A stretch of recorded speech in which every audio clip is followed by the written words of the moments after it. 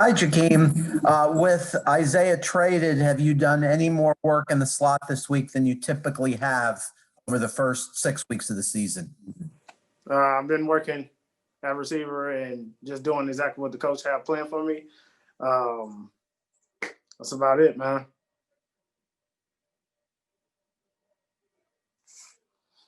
Joe? Jakeem, I had a chance to talk. We had a chance to talk to Cliff Kingsbury the other day. He talked about how you're the most dynamic player ever seen with the ball in his hands.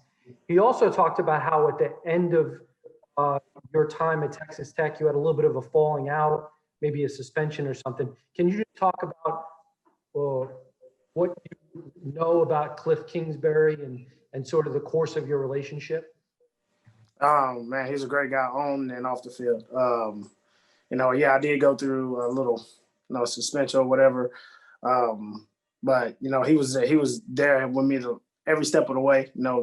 Just telling me, hey, we need you back. We need you to do this and do whatever you can to get back. And that just speak volume about what type of guy he is. And man, I still talk to him to this day. Like, we have a great relationship, and he always asks me how my family doing, and I ask him how he's doing and everything, what's going on in his life. So, man, like I said, he's an all-around great guy. Safin? I have another question I'd like to ask you about, Preston, after this, but, Cliff was also complimentary about how you were able to handle school, football, your family life, all in college as well. Just what was that experience like for you? Man, it was great, actually. It was tough at the first beginning. I'm not gonna lie. That's what caused the suspension. The birth of my twins. Hey, man, you're a college student and you find out you having twins. It's gonna be hard for anybody, especially as a college student. But man, like I said, I worked my butt off, and I was going through it. I was the type of guy that didn't ask for help, and Coach King was like, "Hey, man, you can ask for help and go get tutoring, do this and do that. We got guys that, we got people in the academics part that'll help you out." And so what I did is, I went and did that and passed all my classes so I can get back on the field. Yeah, I wanted to ask you about Preston. We kind of, and I know fans out there too, we ride the highs when he makes good catches and ride the lows when, he has a couple drops there.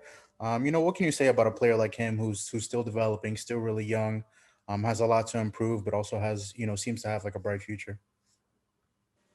Oh man, the unicorn, hey, he's good, man. He's all around a great receiver. It's the NFL. You're gonna drop balls. You're gonna do this. It's about making the next one, and and once you might have two drops in there. If he would have had 150 yards, nobody would have looked at those drops. So like I said, man, you're a receiver. Receiver is going to drop balls from time to time. You just got to make sure it's not all the time that you're dropping the ball. So all it is focus. And like I said, he's a young receiver and he's doing good. He got a great chance in the future to be a dominant and one of the best receivers in this league. Hal? Hi, Jakeem. First, congrats on the Player of the Week award. Appreciate it. I wanted to ask you about the offense in general. Given that you're going against a high-powered offense in the Cardinals, and what's happening with your running back position, having lost Myles Gaskin, how important is it for you and Tua to get the passing game in gear this week? We know it's going to be, the Cardinals put up numbers, and we know that we got to go out there and execute to the T. We stayed out the practice. We got timing on, we got our timings right. All of us as receivers, we stayed out the practice with Tua just to get our timings right. And so we know that we got to go out there and dominate. We can't, have a game like we had last week. Hi, Landon. You were on some great New England defenses. Is this one reminding you at all in terms of how many things you all can do, the talent you have in the back end, and emerging front seven? Man, our defense got a lot of talent. It's not a secret and stuff like that. But every week, one thing about our defense, we play for each other, and we play, excited out there, and fun and have fun, play with a lot of speed. So that's been a great thing about, this defense. we do have a lot to work on, and stuff like that. So we try to, get better at that each week and stuff like that. And it's another week, another opportunity to get better at it, man. And as a defense, man, we just, still trying to put it together. Omar? Elandon, I wanted to ask you, you talk about the issues and things that you guys need to correct. What is the next level for this defense? I mean, I get the sense that you guys feel like you have not played up to your capabilities yet, even though you had a shutout earlier this season, which that's kind of as good as it gets. What's next for this defense? I think that's on us, because, the mistakes that we do have, it's a lot of, us, it's not a lot of them, and stuff like that. So if we could just keep on eliminating the mistakes by ourselves and start, the stuff that we do and start, being able to build on that, that'll be great, and stuff like that. So the character on the defense is high expectation. Nobody is getting, feeling, what Omar tweets and stuff like that. We just steady trying to get better and stuff like that. So, Joe? I mean, I'm not saying you tweeting bad stuff, Omar. I'm on your side. I'm saying the good stuff you tweet. You feel me? Kind of, hey, Landon, it's Joe. It's kind What's of up, Joe? tweet bad stuff about the Dolphins defense right now. It's kind of all coming up roses, but in all seriousness, one of the phrases Omar uses a lot is identity. Yeah. We're trying to figure out, like, what's the identity of the offensive line? What's the identity of the defense? I thought it was kind of interesting. The Cardinals coach, Cliff Kingsbury, he said he thinks that the Dolphins defense has taken on the identity of Coach Flo. So I'll pick up on Omar's identity theme. What do you think, almost halfway through the season, is the identity of this defense? Believe it or not, me just as a person, like at the end of the week, after games, I always kind of, try to figure out, man, like, well, as a leader, one of the leaders on defense, I always try to think about the identity. Like, what is our identity? And, it's crazy because we're playing good defense, but we're playing good and still trying to get that identity, if you understand what I'm saying. So that's what I'm saying. We have so much growth on defense to still go before we even create, or understand our identity. And that comes between playing good football on first, second, and third down each week, and you'll figure out your identity. Travis? Hey, Elandon, wanted to ask you about a couple of the splash plays you've made lately, kind of blowing up plays in the backfield. I'm curious, what's the key to really anticipating that and playing so fast? And also, what kind of challenges does a quarterback like Kyler Murray present with you making those types of plays? I just think, Josh Boyan, our linebacker coach, he does a great job. Campanelli does a great job of getting us prepared throughout the week, and just film study, certain things like that, and just as a defense, playing together and know, when it's time for you to make the play that, you guys been practicing on all week or that you didn't see in practice, defense is about anticipation. If you watch enough film, you start anticipating certain things and stuff like that. So as a defense, we just, growing in that category. And as the Cardinals, man, they got an elite offense. The quarterback, man, he does a great job with that offense and stuff like that. It's going to be a big challenge this week. They're a complete offense, and it don't get no better than that. So as a defense, we just going to have to take this game one play at a time, not get ahead of the downs, stuff like that, and play a 60-minute game, because that's what it's going to be. Safin?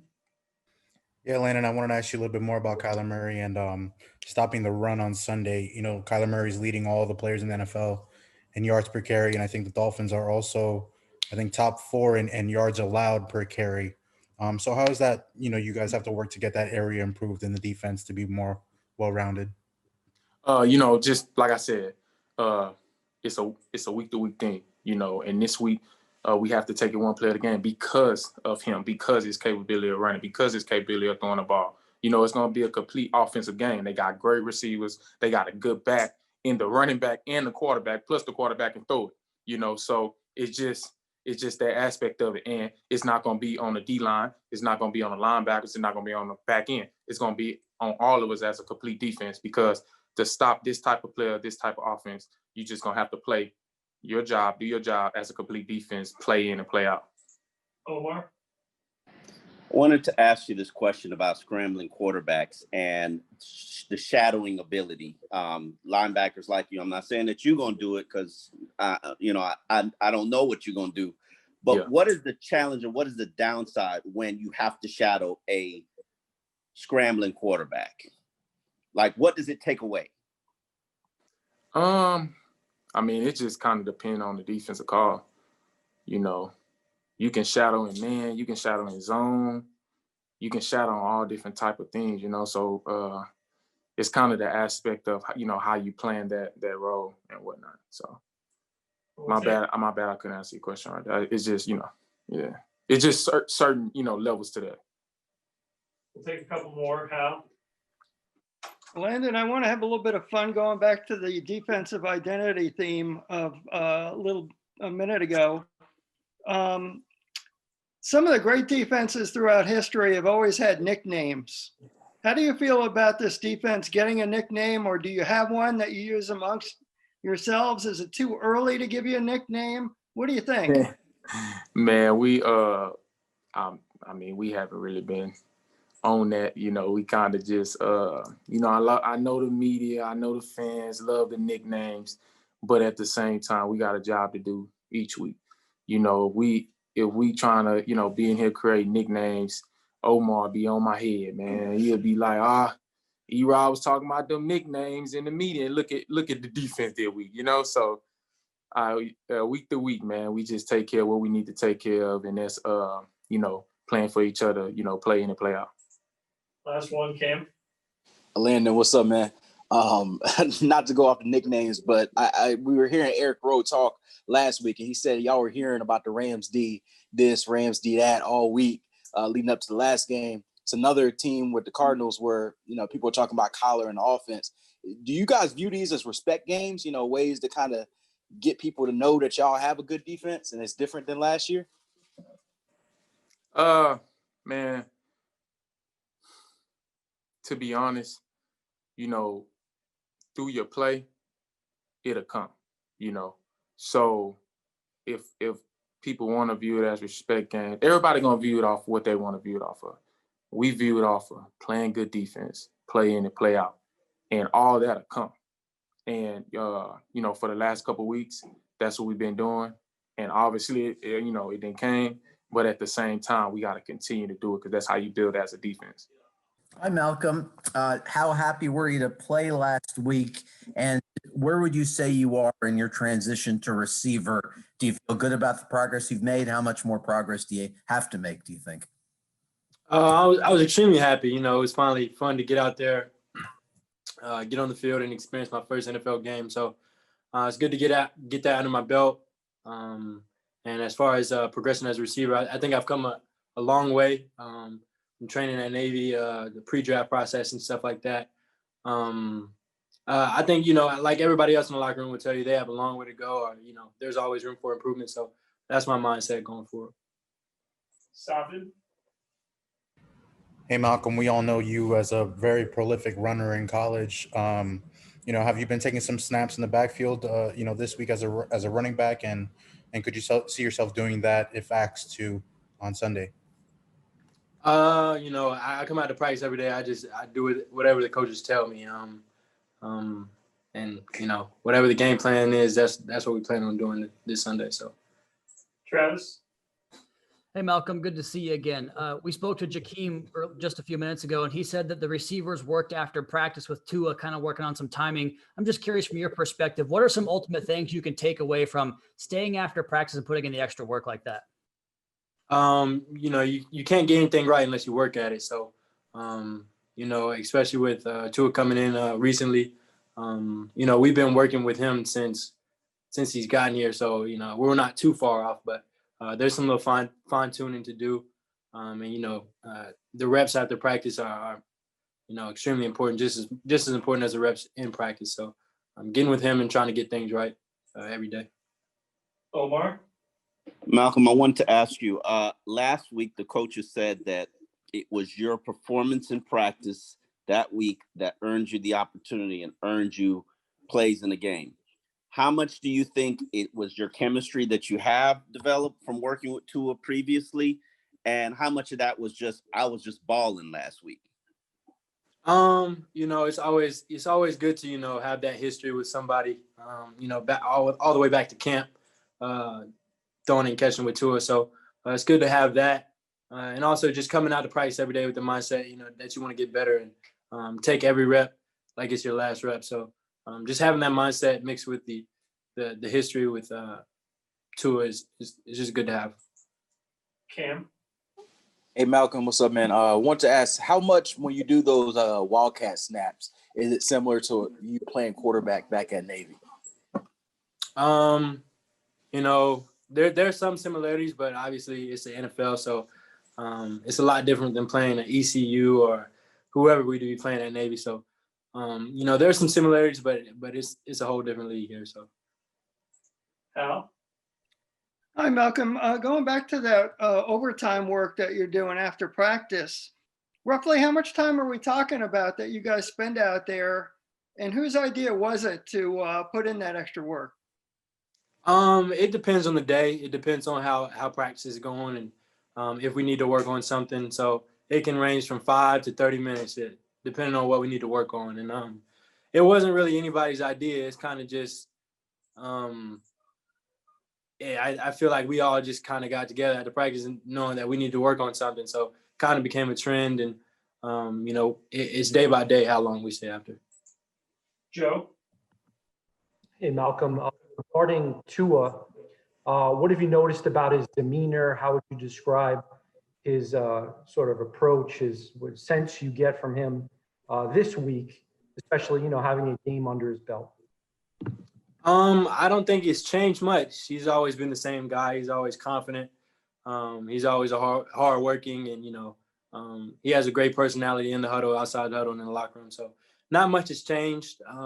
You know, it's good to have a game under his belt, kind of get the feel for things. But he hasn't changed much. He's pretty a consistent guy. So, Bill. Hey, Malcolm, it's Bill Wagner from the Baltimore Sun and the Capitol. Good to see you. Just talk about what you did during the time that you were not active in practice. You know, be sharp, stay prepared, so that when you were activated, you'd be ready. You know, just taking the scout team reps. You know, just like I said, taking every rep like it's your last rep. Going as hard as you can, giving the defense a good look, and then also in the meeting rooms, staying on top of my stuff, studying at home, and then, like I said, after practice, getting the extra reps in that, you know, I may have missed out in during team periods and stuff like that. Barry. Malcolm, I was going to ask you what veteran NFL slot receivers you studied on your own or Josh has suggested you study. And the second thing is, do you know in your heart you can be an effective NFL slot receiver, or is that something that you won't know until you start getting a lot of game action? You know, I don't think I've went out of my way to, you know, idolize or look up to any other slot receivers in the league. I've been too busy focused on what the Dolphins asked me to do. But I think Isaiah Ford was a great role model. I looked up to him a lot and kind of tried to model my preparation and my practice after him. He worked hard. So that'd probably be the guy that I can say I look up to as a slot receiver in the league. And I think if I didn't think I could play in the league, I don't think I'd be here today. So I definitely think I do, and it's just a matter of time, matter of practice and reps that, you know, I get to my full potential.